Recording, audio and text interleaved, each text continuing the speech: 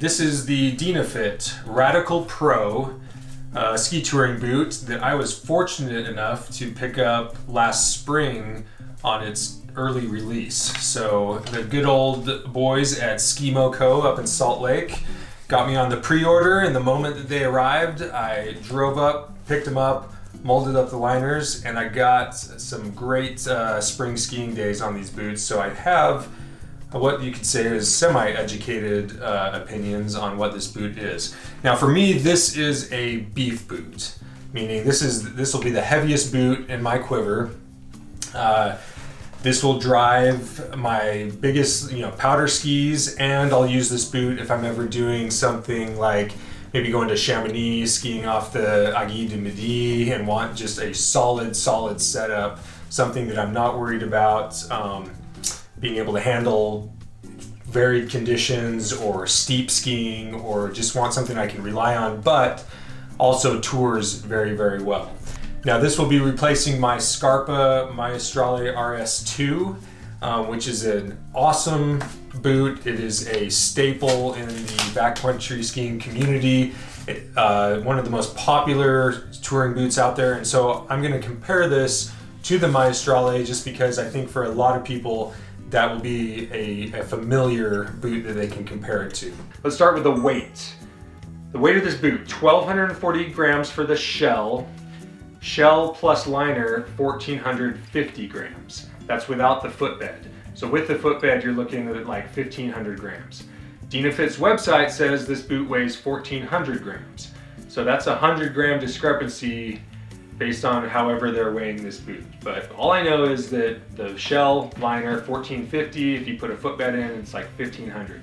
Compare that to my Maestrales, it was 1,450 with my footbed. So we're looking at like 50 grams heavier in this boot. So why would I go for a heavier boot?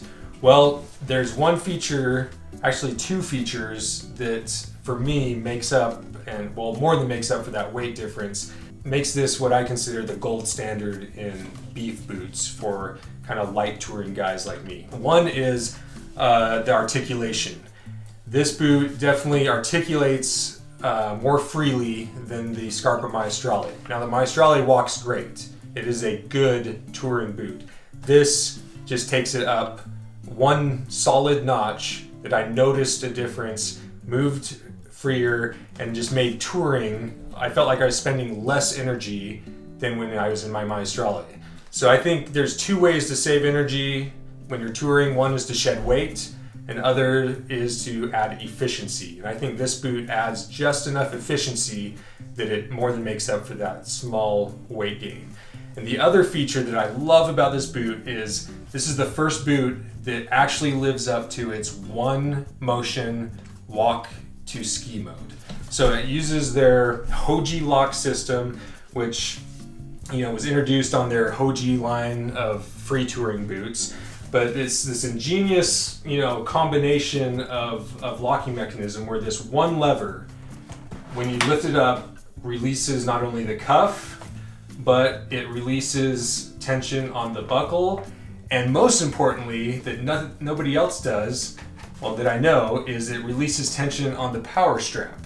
So to give you an idea what big a deal that is I skied a 14,000 foot day, 9,000 feet out of a helicopter, and the other 5,000 feet touring. And when I put this boot on in the morning, before we even got in the helicopter, I buckled it, put my foot in, set it up as if I was going to ski. So full tension on every buckle, power strap cinched and everything. And then I lifted up this one lever, got in the helicopter, we got out, I put the lever down, clicked into my skis, skied down, and for 8 hours that day, all I did was lift and push down. Didn't make a single adjustment on a buckle or a power strap until I took the boots off at the end of the day. That's a miracle.